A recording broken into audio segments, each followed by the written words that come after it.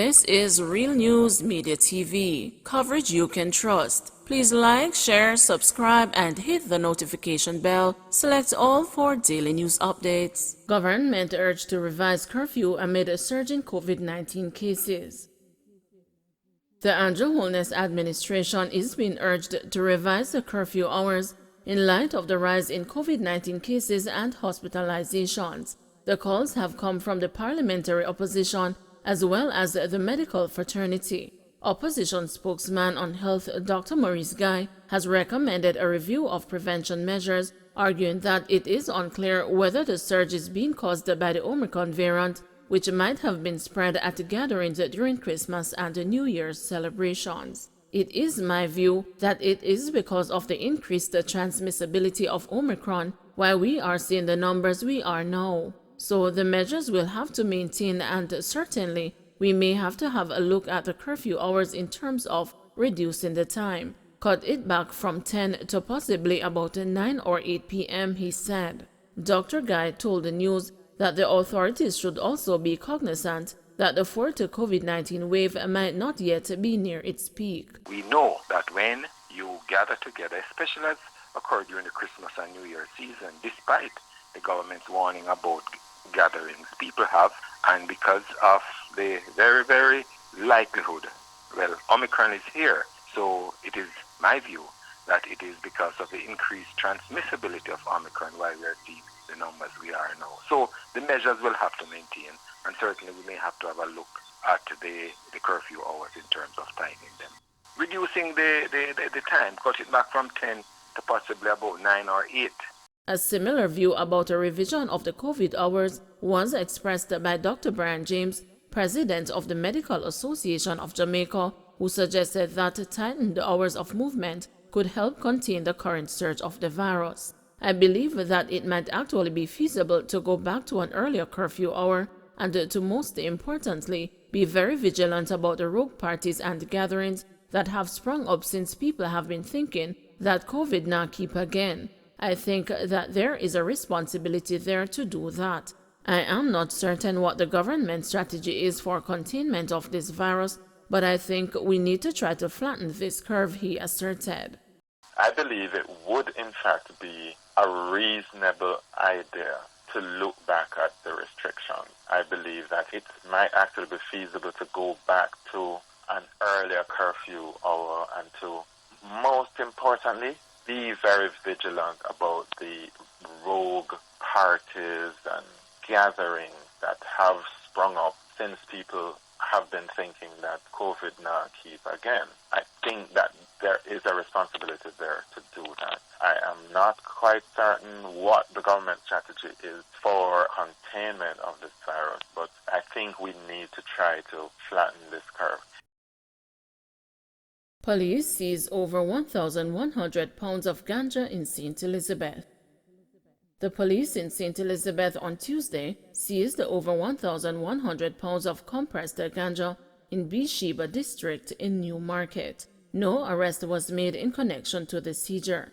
The police report that between 3:30 p.m. and 5:30 p.m., a team conducted a targeted raid at the premises where the ganja was found. According to the police, the ganja has an estimated street value of $4.4 million. The police are seeking the public's assistance in locating Jason Cope, otherwise called the Kukus, of Happy Hall District in Newmarket, who is a person of interest in relation to the matter.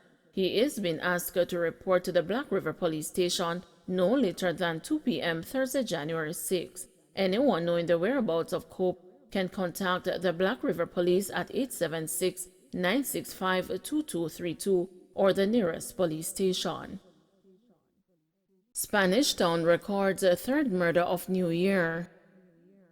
5 days into the new year, homicide detectives attached to the St. Catherine North Police Division are investigating their third murder in the old capital. The latest occurred in the Rivoli community, where a man identified only as Shabo was shot and killed along a dirt track leading to Ray Valley Avenue. His body was reportedly found sometime after 11 a.m. after the police were summoned to the area following reports of gunfire. Senior Superintendent Howard Chambers who heads the division, visited the scene where he met with a group of youths. "I was just using the opportunity to reason with the community members and encouraging the young people. We want them to just live good and be good citizens to society," Chambers told the news on Wednesday. He said some of the residents expressed a desire to enroll in skill training programs to prepare them for the job market. Chambers said that Rivoli, which has a history of gang violence, has been relatively quiet and last recorded a murder around mid-June 2021. The now deceased was a troubled individual who recently returned to the area after a hiatus, the news understands. The senior superintendent confirmed that Shaba was known to the police. Chambers urged the residents to remain calm and allow the police to carry out their investigation. "We are still combing the area to get an understanding of what really took place this morning," the divisional chief said. A resident who spoke with the news on condition of anonymity urged the police to crack down on killers. "Only thing me know cool them youth have to lick them. Make them know you're serious. Them lick 2, police lick 3. As some me know it work," the resident said. Shaba's murder was the third over a 48-hour period in the division. On Tuesday, about 11 a.m., 52-year-old Michael Lewis, a fisherman from Lacovia in St. Elizabeth, was shot and killed on St. John's Road in Spanish Town.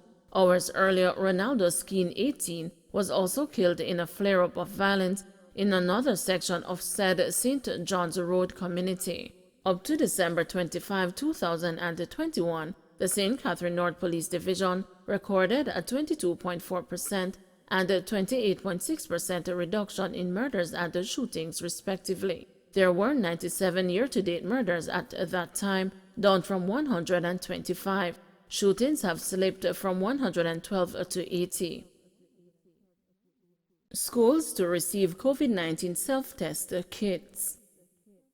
Health Minister Dr. Christopher Tufton has announced that COVID-19 self-test kits will be distributed to schools. Pre-primary, primary, and secondary level institutions resumed in-person teaching on Monday. Responding to calls to start distributing the kits to institutions to mitigate a surge in COVID-19 cases, Dr. Tufton said the decision had already been made and the kits will be delivered across the school system. But beyond that, we have a protocol in place working with the school nurses so that whether staff or children have symptoms, the parish public health system kicks in and we provide the appropriate guidance around the protocols, or we extract that individual and provide additional testing if necessary. So it's not just about the kits, it's an entire program, he explained. The government will initially spend $56 million on kits to be distributed to various sectors.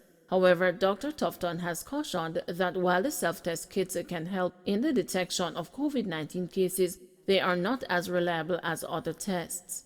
Those kits will be delivered, if not already delivered, to be distributed across the school system. But beyond that, we have a protocol in place, working with the school nurses, so that whether staff or children have symptoms, the public health system, the parish public health system kicks in, and we provide the appropriate guidance around protocols, or we extract that individual and provide additional testing if necessary. So it's not just about the kits, it's an entire program. Trouble in PNP's Westmoreland Western Camp.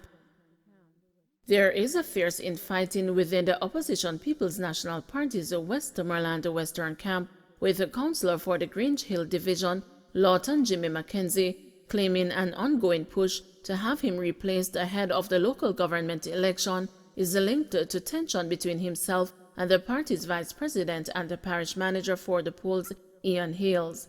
Ian Hales asked me to support him as a candidate for the Member of Parliament for Western Westmoreland, and I rejected, and I gave him my reasons for doing so. He mashed up the region and his constituency and is now coming to mash up Grange Hill Division. He does not know the party's constitution, said a furious Mackenzie. He added that he will not be working with Ian Hales in the future. Ian Hales does not have the credibility to be a VP of my party, and I am calling the party executives and the party leader to have him removed immediately because enough is enough, he ranted. He hinted that he may run independently, though he has no issue with the party itself. I am the only veteran for the PNP left in the parish, and I have served my people and my party from home and abroad. Right now my duty is to continue to serve my people to the end of my term. When the elections are called, I will make my decision, Mackenzie told the news Thursday morning. The evening before, his disgruntled supporters stormed out of a meeting Hales called at the Grange Hill High School. This after Hales told the group that Mackenzie would not be the party's candidate for the upcoming election due to the findings of a series of internal polls done last week. Addressing the disgruntled supporters who wanted Mackenzie to vie for the seat, Hales said it was important for the party to choose a candidate who can retain the division. I think everyone that came out here has one thing in common. They want the PNP to win. But the question that is important is which candidate is viable for the PNP to retain the Grange Hill division, and that is a question we will answer over the next couple of weeks, he said. He stressed that, contrary to rumors circulating before the meeting, Mackenzie is still the sitting councillor and a position he has held for the last 4 consecutive terms. I want to thank Councillor Mackenzie for his stewardship in terms of representing the people of Grange Hill, but some glaring factors came up in the data, Hales told the news. As a party, we will sit and address the data, and we will make corrective changes in terms of ensuring that we put the best candidate forward, he added. However, some party members have threatened to withdraw their support for the PNP if Mackenzie is not on the ticket whenever the local government elections, constitutionally due this February, unless delayed yet again, are called. George Godfrey, who has supported the party for over 20 years, was among the delegates who made it clear they were opposed to the move to have Mackenzie replaced. This is a great disrespect towards a councillor who has done the most work for the party. I him put food on the table, and if we can't get Jimmy, then we are going to be withholding our support from the party. JLP are going to get the seat if we don't get the candidate where we want. No Jimmy, no vote, and the upset Godfrey said. Marilyn Williams, another long-time supporter of the party, expressed a similar sentiment. Me hurt and me feel very bad about this, because this councillor is a hard worker. Me would have prefer him run and lose than what them a do now, and remove him. If Jimmy figure run independently, him have all our vote, Williams has said. However, Hales remains adamant that the decision taken was a necessary one for the advancement of the party. The PNP has been preparing for local polls for months, despite Prime Minister Andrew Holness's repeated utterances that he does not intend to call the elections anytime soon. The elections were postponed in 2021 as the country grappled with the novel coronavirus. Don't forget to like, share, subscribe, and hit the notification bell. Select all for daily news updates.